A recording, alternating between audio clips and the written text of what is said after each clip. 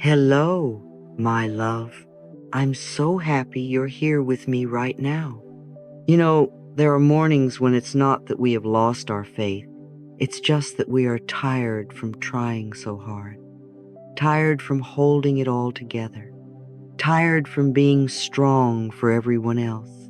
And if that's where you find yourself today, I want you to know this. There is nothing wrong with you. You are not failing at life.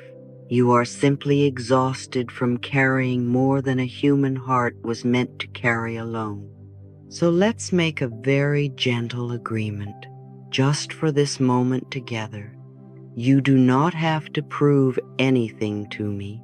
You do not have to perform spirituality. You do not have to fix your whole life while we talk. You don't even have to believe beautifully. You only need to do one thing. Allow yourself to be here with you, just here, just now, just this breath. So many of us were taught that the magic happens when we finally become good enough, when we are perfectly healed, endlessly positive, completely forgiving, always radiant, and never upset. And until then, we think we must push and push and push some more.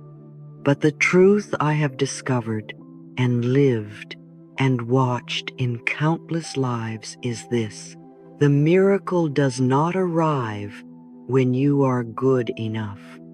The miracle begins the moment you feel safe enough to receive it.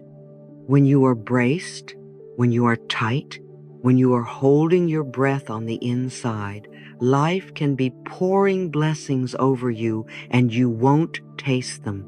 They slide off the armor. But the instant you allow yourself to exhale, just a little, the instant you whisper, "I don't have to fight myself right now," something in your nervous system softens. Your energy shifts from emergency to maybe I can sit down for a moment. And that is where real change sneaks in quietly, kindly, like a friend who has been waiting at your door. So as we begin, I want you to hear this as if I were right beside you, holding your hand.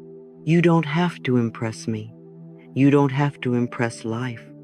You are allowed to rest inside your own heart.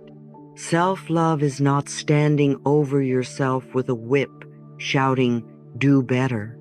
Self-love is the moment you stop abandoning yourself in your own pain. It is the soft voice that says, "Sweetheart, I know you're trying. Come sit with me." The shift from forcing to holding, from self-attack to self-honoring, is what I call willingness. And it sounds like this: I am willing to be here with myself. I am willing to learn a kinder way. I am willing to believe my life can feel safer. You see, willing is so much gentler than must. Must contracts. Willing opens. Must belongs to fear. Willing belongs to love. Now let's talk together about why these little words, "I am willing," are far more powerful than they sound. When your body is in a state of high tension, shoulders up, jaw tight, breath shallow, your beautiful brain goes into survival mode. It says, "Oh, we are in danger. Our job is to protect." And when the brain is in this survival mode, it is not interested in creativity, intuition, or receiving new possibilities. It is only interested in scanning for threat, solving problems, and staying ready to run. That's why, when you are very stressed, you can't hear your inner wisdom clearly. The channel is filled with static. Now, you can't simply shout at yourself, "Relax." and expect everything to change. Has that ever worked? But you can give your body a soft, believable door out of emergency mode. That door is willingness. When you say to yourself, I am willing to feel safe now, you are not pretending that everything is perfect. You are simply giving your body permission to loosen its grip. It's like saying to your nervous system, you don't have to be on red alert in this very moment. We can look around, we can breathe. When you are closed, you can feel it. You rush even when nothing urgent is happening. You snap at yourself for every little mistake.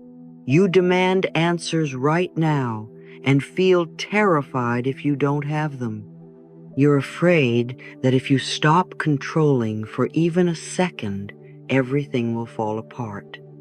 In that state, the world will look narrow and harsh because your inner lens is narrow and harsh. When you are open, it feels very different. Your breath is a little deeper, even if life isn't perfect. You don't need to explain yourself as much. You're not constantly proving your worth. You pause more. You listen not just to others, but to your own intuition. You notice there is a little bit of space between the problem and your reaction. The situation outside may be the same, but your body, your mind, your heart are relating to it from a softer place. And from that softness, you can see doors you didn't see before. You can feel support where earlier you felt alone. You can receive. Let's give your body a small experience of this right now. Just 30 seconds. If it is safe for you to do so, place one hand gently on your chest, right in the center. Let your hand be warm and kind, not demanding. Take a slow breath in through your nose and let it out through your mouth with a soft sigh. And now, in your own rhythm, say quietly inside or out loud if you like, I am willing to feel safe now. Just once more, slowly. I am willing to feel safe now. Notice what happens in your body. Maybe nothing dramatic. Maybe a 1 millimeter drop in your shoulders. Maybe your jaw unclenches just a little. Maybe your eyes soften. That is enough. That is the door. When your body gets the message, we are allowed to soften. Your life finally has room to bring in good things without having to smash through a barricade of tension. You don't have to be fully healed to receive good. You don't have to be endlessly calm. You only have to be willing to let tiny moments of safety appear. Willingness is the bridge between fear and love. Now, my dear, because I love to make things practical and gentle, I want to offer you a little image, a willingness ladder. This is not a ladder you climb with strain. It is a ladder you walk up, one soft step at a time, on days when you can, in the moments when you can. The first rung is very simple. I am willing to pause. That's all. Not fix, not decide, not sort out your entire life. Just pause. Instead of sending the message, we must react now. You whisper to your body, we can wait a moment. Maybe you put your phone down. Maybe you step away from the sink. Maybe you sit on the edge of the bed. That one little pause interrupts the old storm and lets a tiny ray of light in. The second rung, I am willing to breathe. You already breathe all day, of course, but this is different. This is a conscious, kind breath, not a sigh of despair, but a breath of permission. In through the nose, out through the mouth, slowly, as if you are telling every cell, we are not under attack right now. We are here. We are in this moment. One or two of those breaths can change your whole inner weather. The third rung, I am willing to be kind to myself. Now, this is where love starts to become visible. Being kind to yourself might sound like, of course you're tired. You've been through a lot. Or, it makes sense that you feel scared. I'm here with you. You might not be able to believe. I am wonderful. Yet, but you might be able to believe. I don't have to bully myself for feeling this way. That is self-love in its quiet, practical form. The fourth rung, I am willing to try again. Not from pressure, but from softness. Maybe yesterday you snapped. Maybe last week you gave up on a practice. Maybe you've told yourself, I always fail.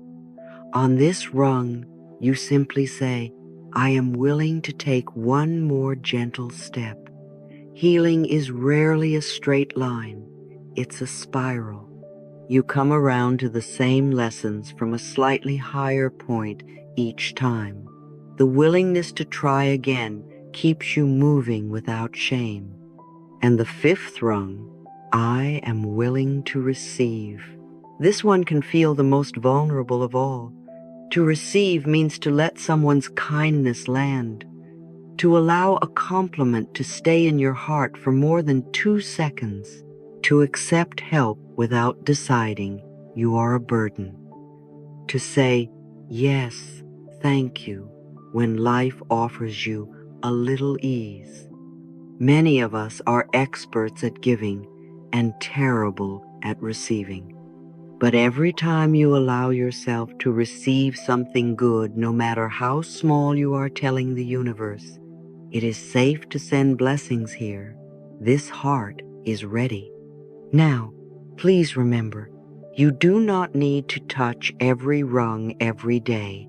This ladder is not another standard to fail at.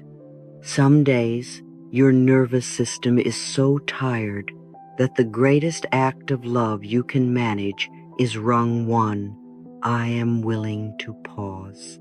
On those days, that is holy. On other days, you might find yourself climbing all the way to I am willing to receive and feeling the joy of letting goodness in. Willingness is not a moral test. It is not, if I were better, I would be more willing. No, willingness is compassion. It is the way you hold your own hand as you walk through life. It is the soft voice that says, we don't have to leap into a new self in one day. We can just go up one rung. So if you feel overwhelmed by the idea of self-love, if my life gets better every day feels too big right now, bring it back to this. Today, I am willing to pause. Today, I am willing to breathe. Today, I am willing to be a little kinder to myself. You don't need to transform overnight. You only need to move up one small step. And that, my darling, is how a life quietly, steadily, beautifully begins to change. Now breathe into that space, the little space that opened when you said, I am willing, the space between the old emergency and a new kind of safety. Just notice it for a moment, like you would notice a soft patch of sunlight on the floor. You don't have to do anything with it yet.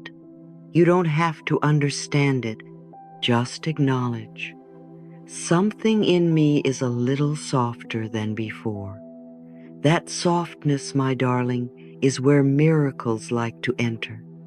Not always with fireworks, not always with trumpets. Very often, miracles arrive in the most ordinary, human, practical ways, so ordinary that your mind might miss them if you are only looking for the spectacular. I want to talk with you about 3 very everyday shapes that miracles often take. They don't always look like sudden money, instant healing, or the perfect person knocking at your door. Often, they look like life quietly, lovingly correcting your direction. Sometimes a miracle is not, I got exactly what I wanted, but I was gently moved away from what was draining me. Think about a time when a door closed in your life. Maybe a job ended, a friendship faded, a plan fell apart. At the time, it may have felt like rejection, even betrayal. You might have said, "Why is this happening? What did I do wrong?" And yet, when you look back now, can you see how staying there would have exhausted you? How that situation could never have nourished the person you are becoming? This is miracle number 1, redirection. Life saying, "Sweetheart, not that way. You don't belong in rooms that shrink you. Let me gently turn your feet towards something kinder." Yves Frank. You see, when your nervous system is in survival mode, a closing door feels like danger. Your body says, "We're losing safety, we're losing certainty." But from a wider view, life may be saying, "I am willing to move you out of the place that is draining your light." When you begin to walk with "I am willing" in your heart, you start to meet these closed doors with a new question. Not, "Why are you doing this to me?" but, "What are you moving me toward?"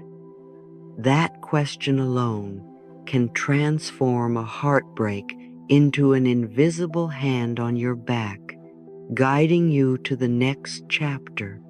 Redirection is a miracle wearing ordinary clothes. It sounds like a job loss, a breakup, a canceled trip, but it feels later on like, "Thank God I didn't stay there." The second form of miracle is one people rarely give credit for: protection. Protection is when something inconvenient, annoying, or frustrating happens in the moment, but later you realize you were being shielded. You miss a train and later hear of an accident. You're late to a meeting and realize you skipped an encounter that would have deeply hurt you. A plan you were clinging to gets delayed, and because of that delay, you meet a person or receive an opportunity you would have missed if everything had gone perfectly. In the moment, of course, the nervous system doesn't say, "Ah, yes, protection." It usually says, "This is a disaster. We must control harder." But from a loving perspective, protection is life, whispering, "I am willing to keep you from what is not for you, even if you don't understand it yet." Can you think of a time when something didn't go according to your schedule and later you were grateful? That's what I mean. I like to imagine life leaning over you like a wise parent at a busy street, holding you back for just 2 seconds longer while the car rushes past. You might want to run. You might feel impatient. But the pause is a miracle of protection. And when you say, "I am willing to trust that delays can be blessings," your body starts to relax into the rhythm of life instead of fighting it. Your mind no longer labels every detour as punishment. You begin to whisper in those moments, "Maybe I am being kept safe from something I cannot see yet." That thought alone can calm the storm inside your chest. The third shape of miracle is the one we love the most: provision. This is when exactly the right person, the right words, the right idea, or the right resource appears at the right time. Not always early, sometimes at the very last minute, when you've cried and prayed and nearly given up. A book falls off a shelf. A phrase in a song answers your question. A friend calls out of nowhere and says, "I was thinking of you. How are you really?" A small sum of money shows up when you weren't sure how you would make it through the week. Provision is life saying, "I am willing to care for you in ways you do not have to figure out alone." The interesting thing about provision is that it often arrives gently, not dramatically. We expect thunderstorms, we get a soft rain, we expect lottery tickets. We receive the name of someone who can help us with a skill, or a new way of thinking that changes our finances from the inside out. If you are only willing to call miracle the things you like in the exact shape you imagined, you will miss so many ways life is already loving you. That is why I want you to hear this clearly. A miracle is not always, "I got what I asked for." A miracle is often, "I was led, protected, and supplied in ways I didn't recognize at first." So the real question isn't, "Are there miracles in my life?" The question is, am I willing to see them? Am I willing to see that being moved out of a draining situation was love? Am I willing to see that a delay might have protected me? Am I willing to see that that small piece of help, that kind word, that tiny extra resource was provision, not random chance? Remember, my love, what you are willing to see, you begin to see more of. When you decide, "I am willing to see the miracles in my ordinary day," your mind starts picking them up like little shells on the shore, the same life, but a different lens. Now, if miracles come in such tender, sensible forms, redirection, protection, provision, why do they sometimes feel like they come and go, as if good things cannot stay? One of the deepest patterns I see in so many people is not the inability to ask or even the inability to recognize goodness, but the inability to receive it. Many of us were trained from childhood to be the strong one, the giver, the responsible one, the one who holds everyone else up. You may be so used to carrying, to fixing, to enduring, that when something gentle and supportive comes towards you, you don't know where to put it inside your body. This is where psychology meets spirituality. When your nervous system has learned that safety means I am the one who overfunctions, then rest can feel dangerous. Receiving can feel suspicious. Something lovely happens. You are offered kindness, praise, a chance to rest, and your mind says, "Do they really mean it? I don't deserve this. If I relax, something bad will happen. I should be the one helping, not being helped." Can you feel how those thoughts slam the door on the miracle, even as it is trying to walk through? That is not because you are ungrateful. It is because your body has been wired to equate being tense and over-responsible with being safe. This is a very old survival pattern. If I keep working, pleasing, giving, maybe I will not be abandoned. So when provision comes, or when protection appears, or when you are redirected toward gentler ground, part of you may want to tear it down, analyze it to death, or run back to what is familiar. I want you to know there is nothing wrong with you for doing this. It is simply a habit of protection that has outlived its usefulness. You can honor it. Of course you want to double check. You were hurt before, and still begin to teach your body a new story. It is safe for good things to stay. Receiving is not weakness. Receiving is not greed. Receiving is a skill, and like any skill, it can be learned gently through practice.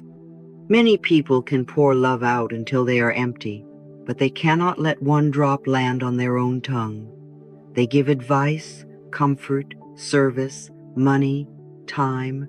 They are the shoulder everyone cries on. But when someone says to them, "You did so well," they deflect it. When they are offered help, they say, "No, no, I'm fine." When their body cries for rest, they push it one more hour, one more project, one more favor. If this sounds familiar, my darling, please hear this. You are allowed to be cared for. You are allowed to be supported. You are allowed to receive rest, help, praise, and kindness without earning them to the point of collapse. Let's practice together in a very simple way. The next time something good comes toward you, maybe it is a compliment, maybe it is someone holding the door, maybe it is a small opportunity that feels right. Notice the first reaction in your body. Do you tense up? Do you want to wave it away? Do you feel the urge to argue with it? Instead of following that reflex, I invite you to place your hand softly on your heart, and in that very moment, say inside, "Thank you, I receive."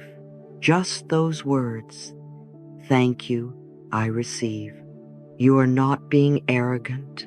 You are not being selfish. You are letting the miracle land.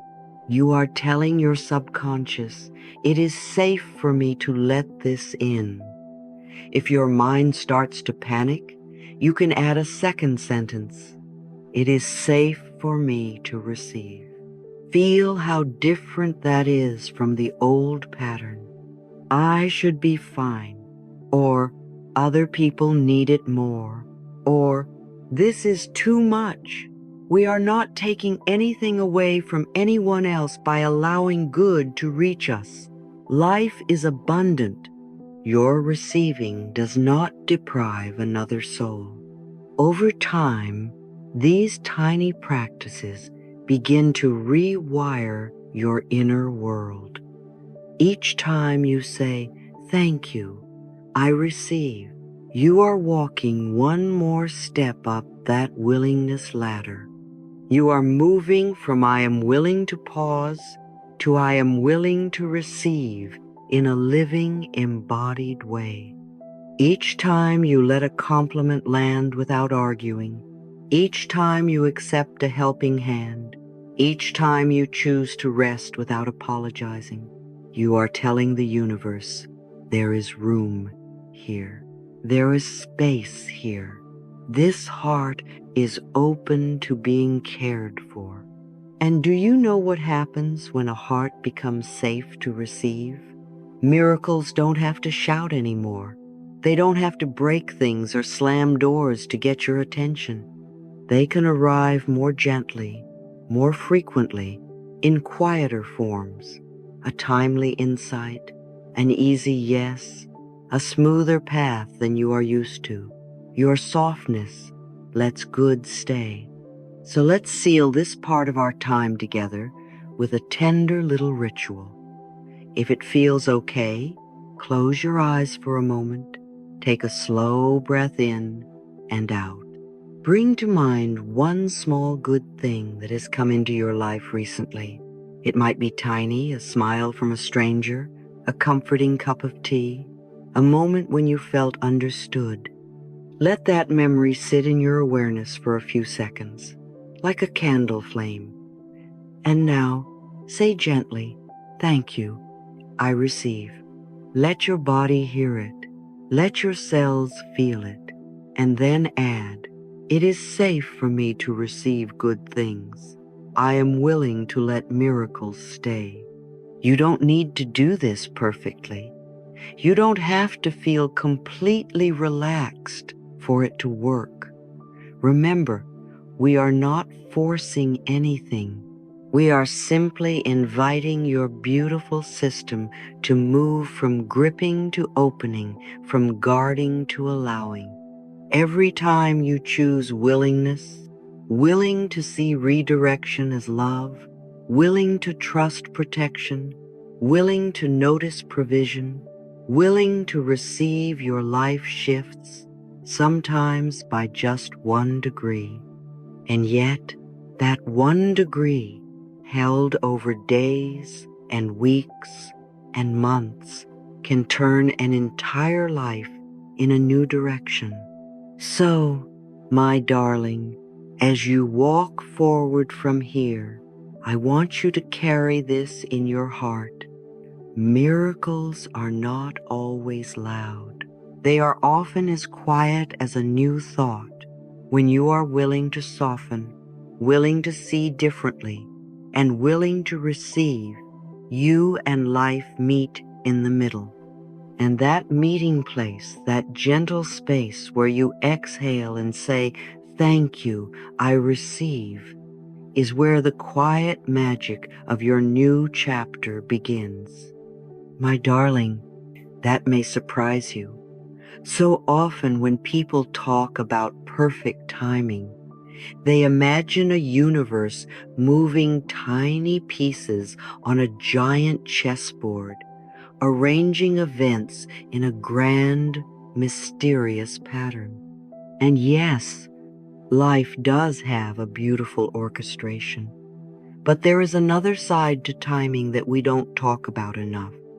Many times, perfect timing is not only about what the universe is doing out there, it is about what you finally stop doing in here. It is the moment you stop going against yourself. It is the day you quietly decide, "I will no longer abandon my own heart." And suddenly, what you have been waiting for has room to arrive. You see, for years you may have been praying for kinder relationships, better opportunities, more ease, more joy. And yet, at the very same time, you might have been saying yes when you meant no, apologizing for taking up space, laughing off hurtful comments, overworking to be good enough, shrinking your needs to make everyone else comfortable. That is not a judgment. That is self-protection you learned a long time ago. But it is a form of self-betrayal. And as long as you are betraying yourself, the timing of life will feel off.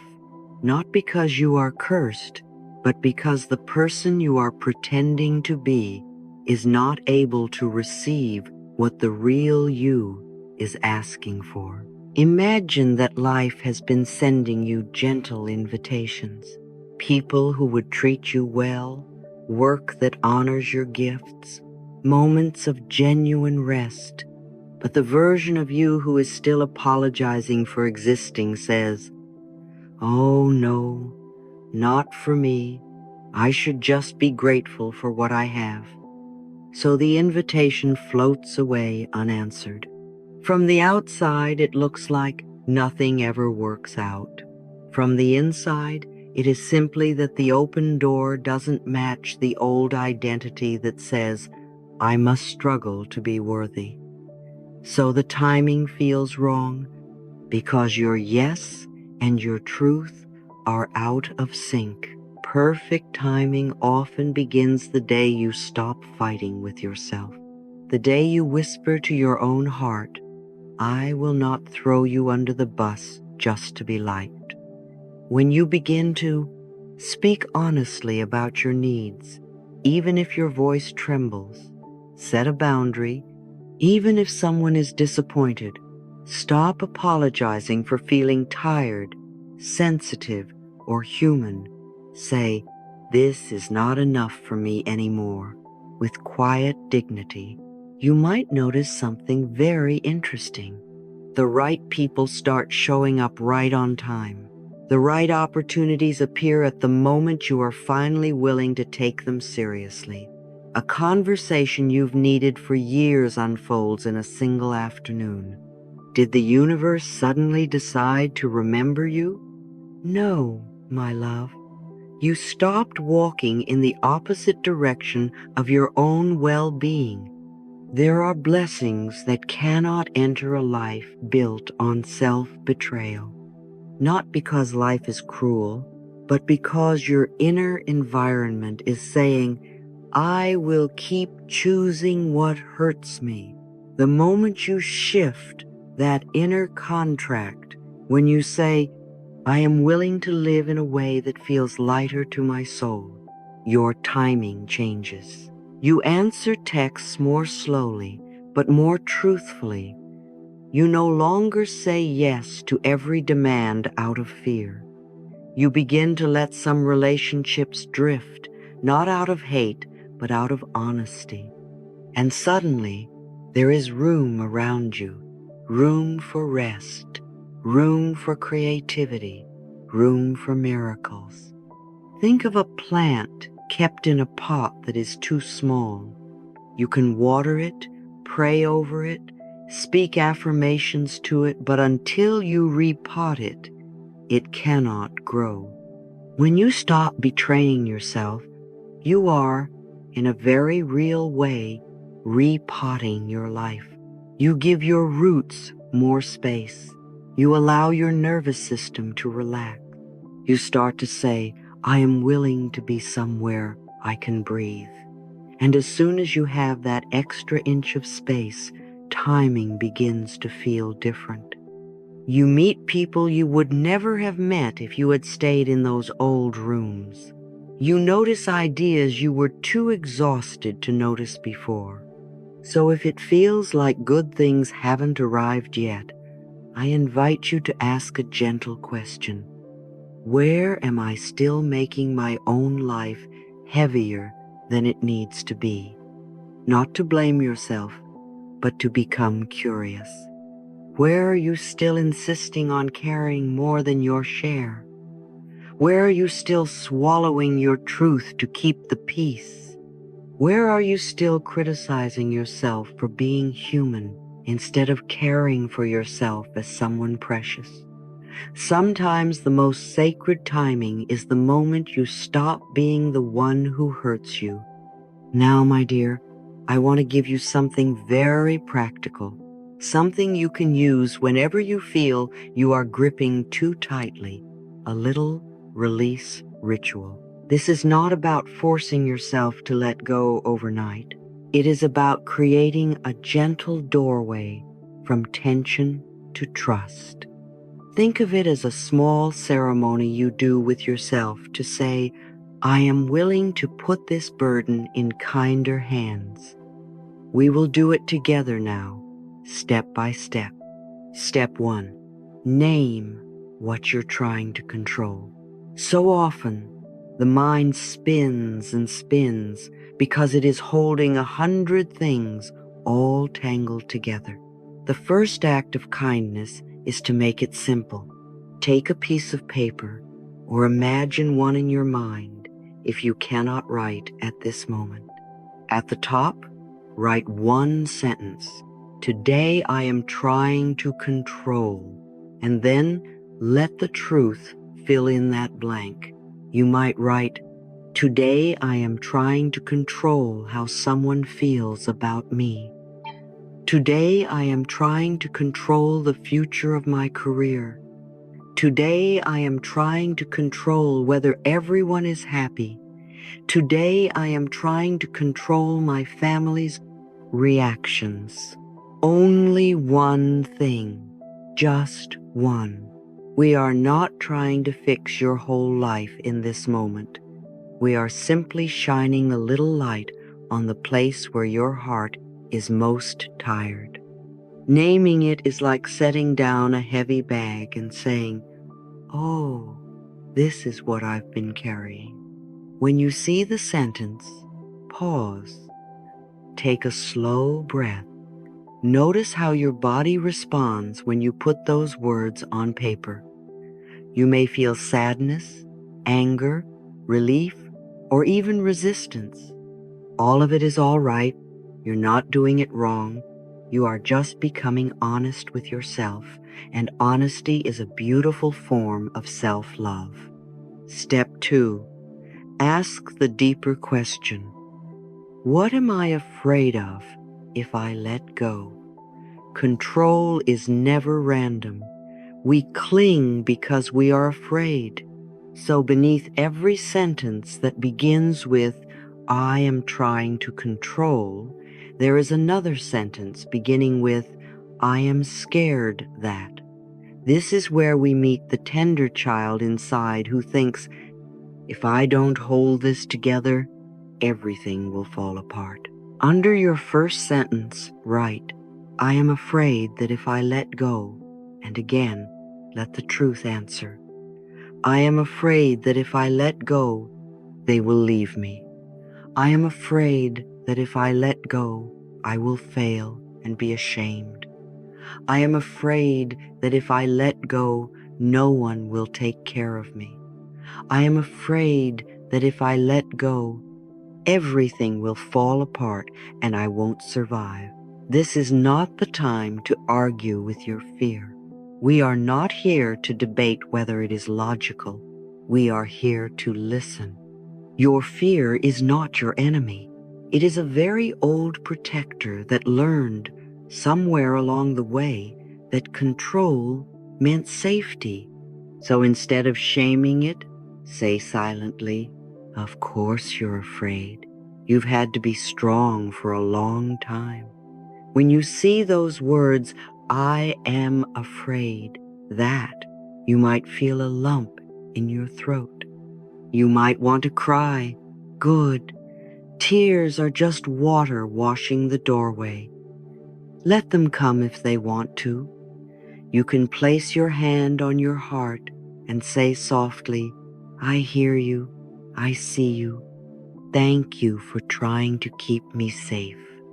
In this moment, you are doing something miraculous. You are turning toward your fear instead of running from it. You are giving it a voice, which means it no longer has to scream through your body as anxiety and tension. Step 3. Hand it back with willingness, not force. Now we come to the heart of the ritual. Not a dramatic exorcism, not an instant transformation, but a quiet, powerful choice. To stop insisting that you must carry what is too heavy for you alone. At the bottom of your page, I want you to write these words gently, like a blessing.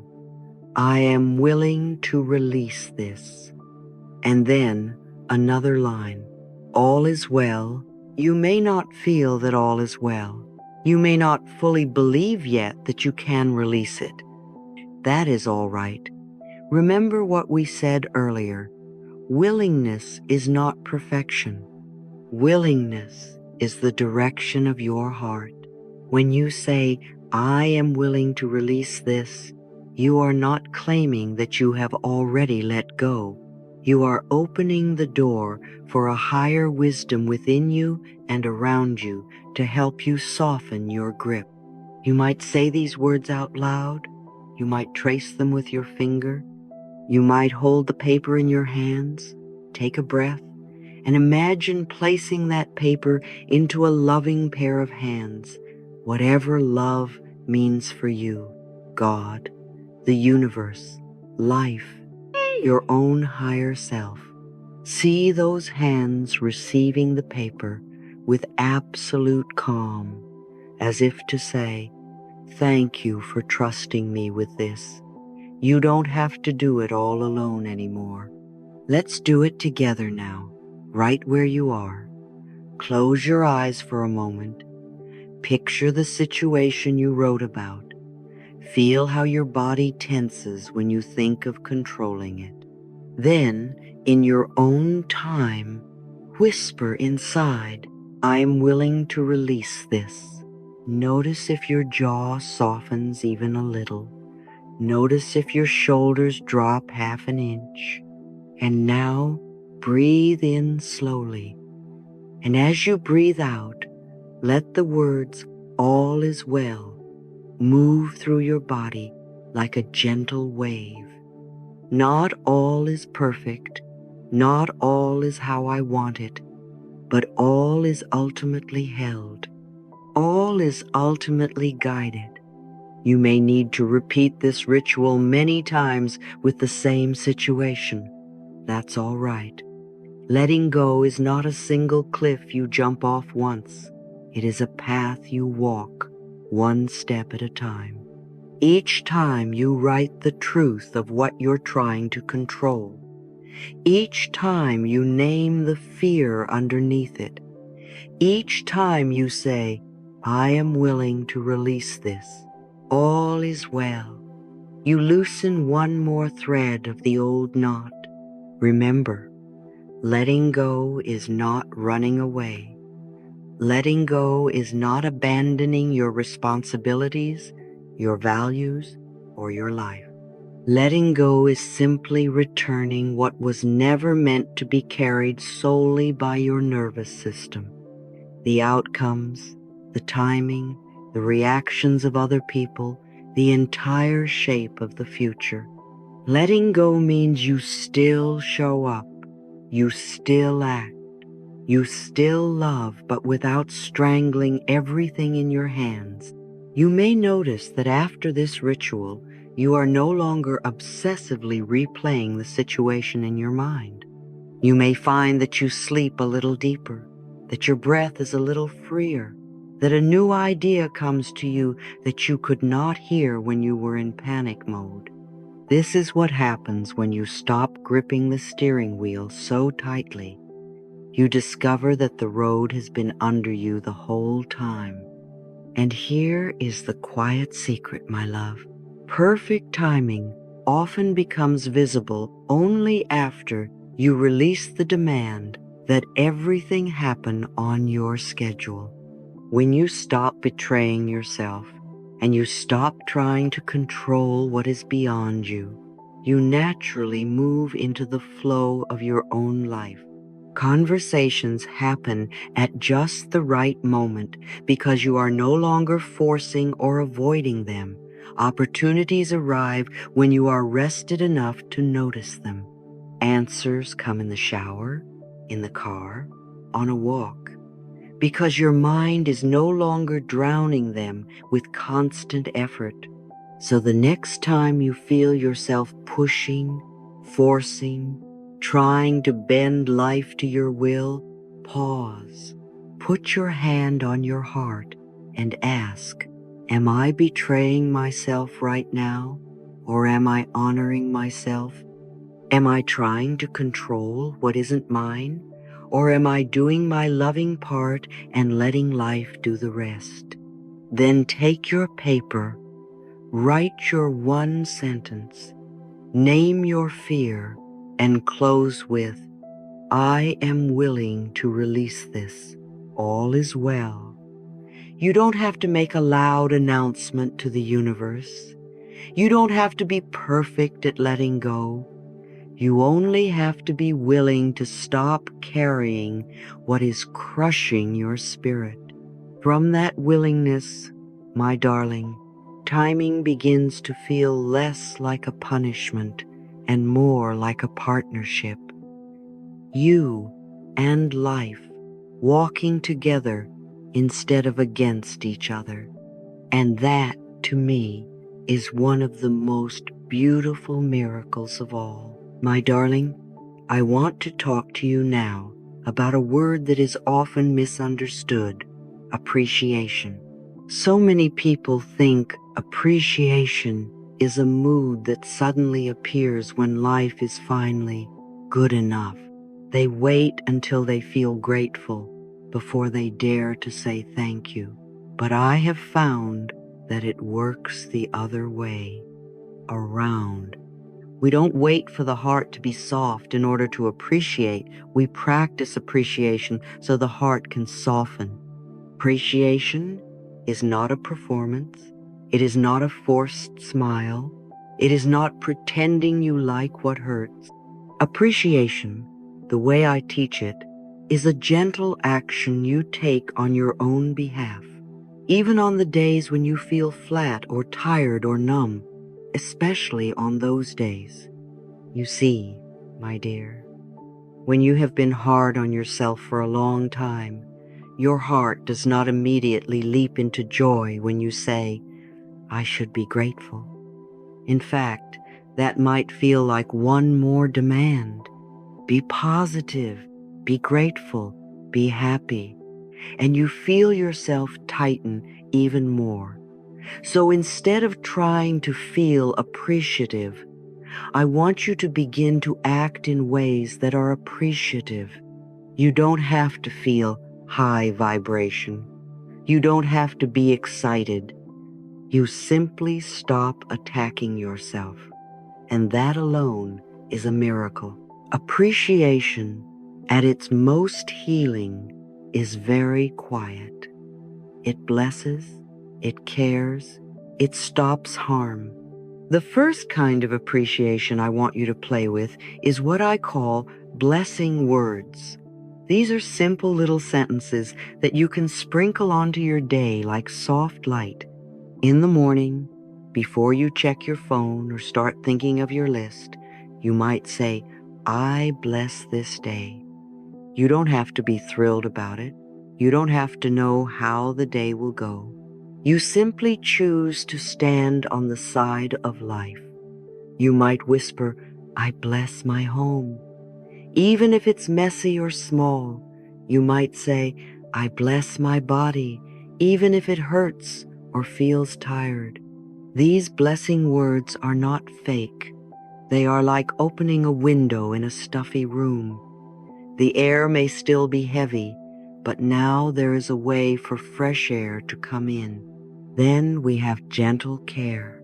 I want you to think of appreciation as something your hands can do, not just your mind.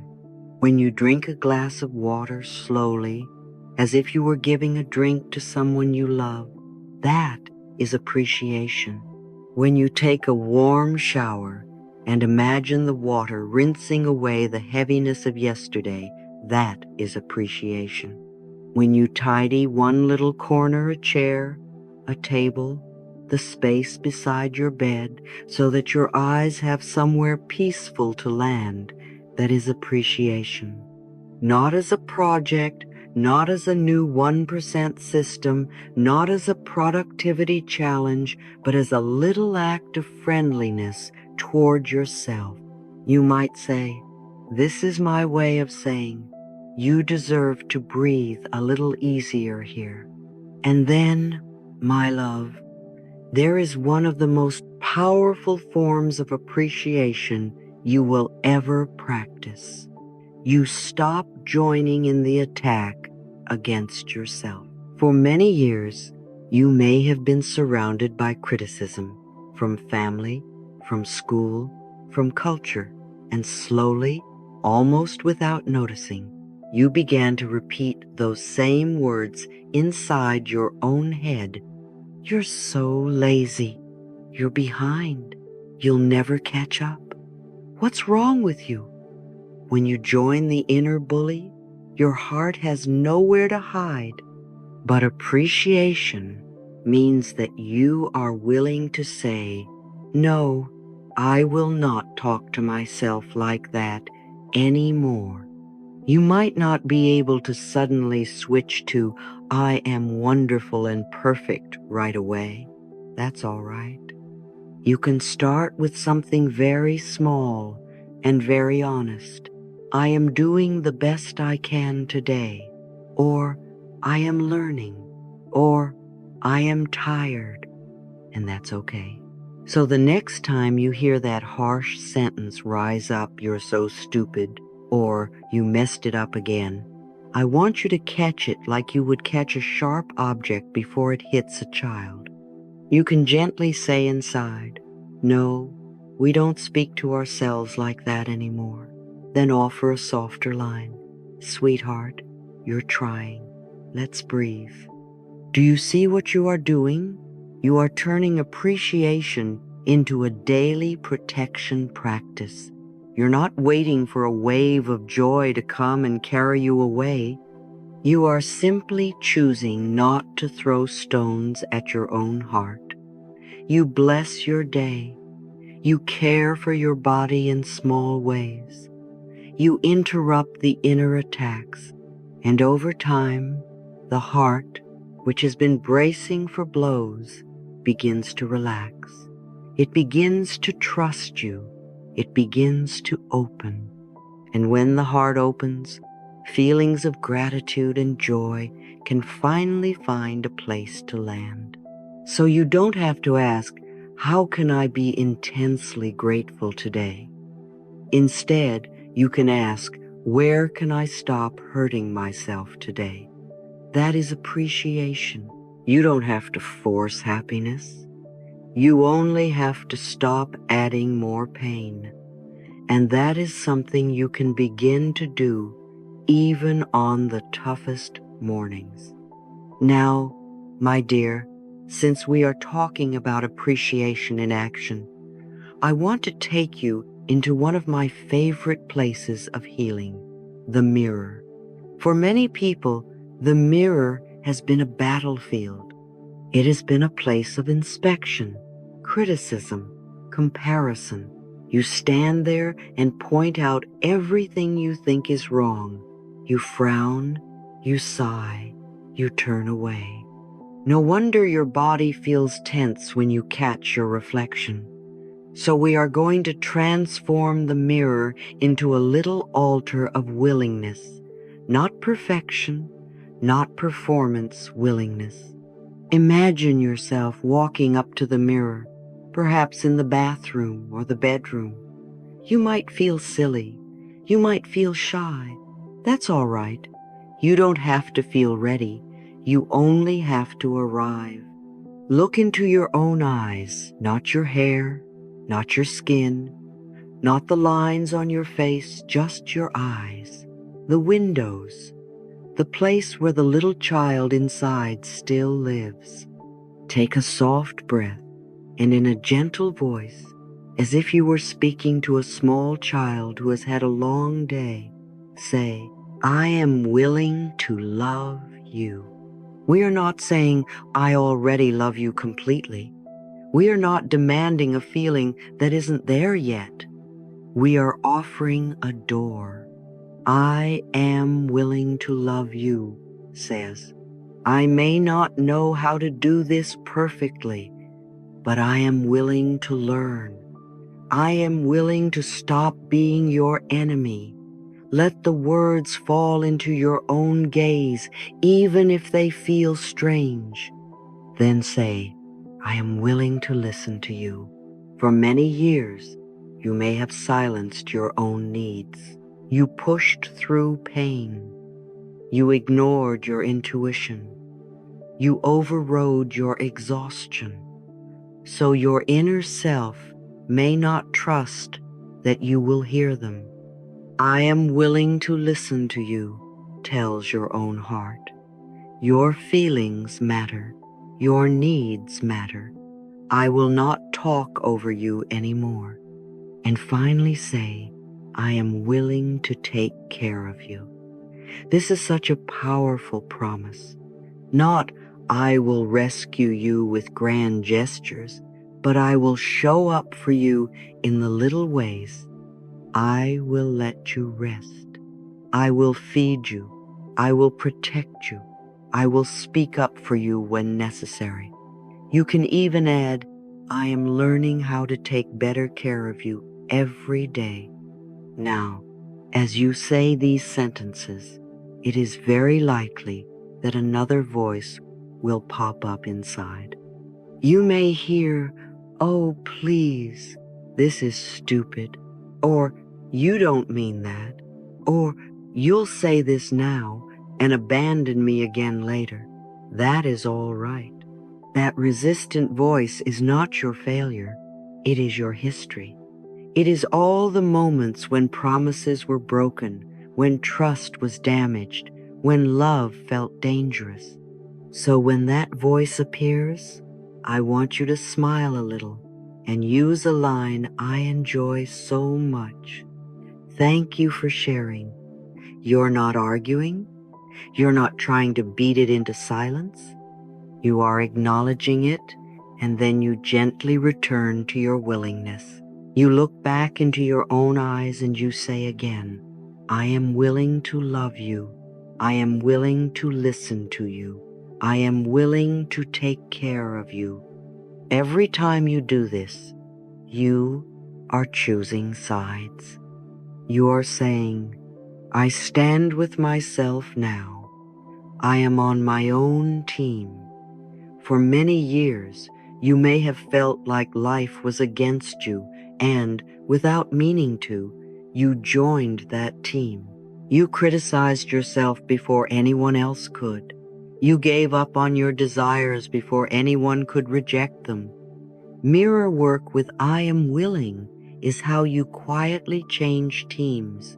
You begin to stand beside yourself instead of against yourself.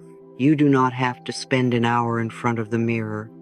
Even 1 minute done with sincerity can be deeply healing. You can do it in the morning while you brush your teeth. You can do it at night after you wash your face.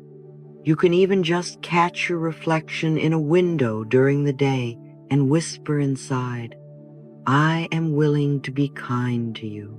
There will be days when it feels easy and days when it feels impossible, days when your eyes are filled with tears and days when you feel nothing at all. All of it is welcome. Remember, the point is not to feel a particular emotion.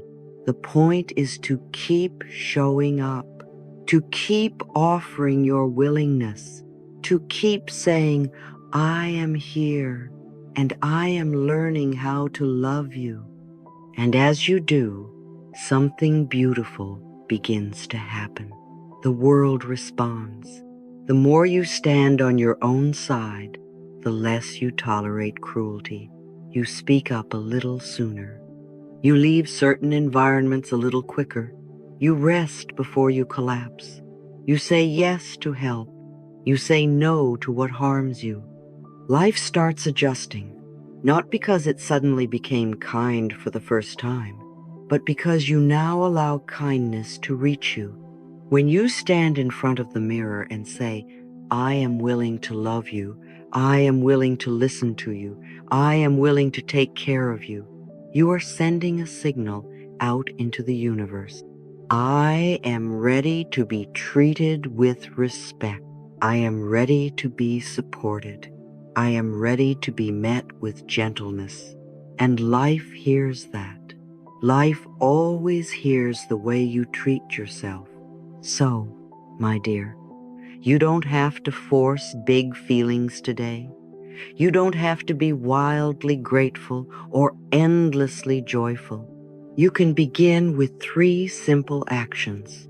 Bless your day with kind words, give your body 1 small act of care, and stop joining the attack when your mind tries to hurt you. Then you walk to the mirror, you look into your own eyes, and you softly practice, I am willing to love you. I am willing to listen to you. I am willing to take care of you. If another voice interrupts, you smile and say, thank you for sharing.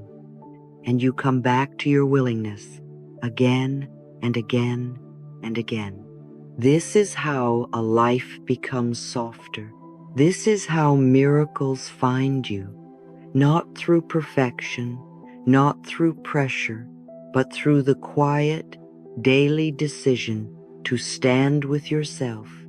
When you stand with you, my darling, you will be amazed at how quickly life comes to stand with you too.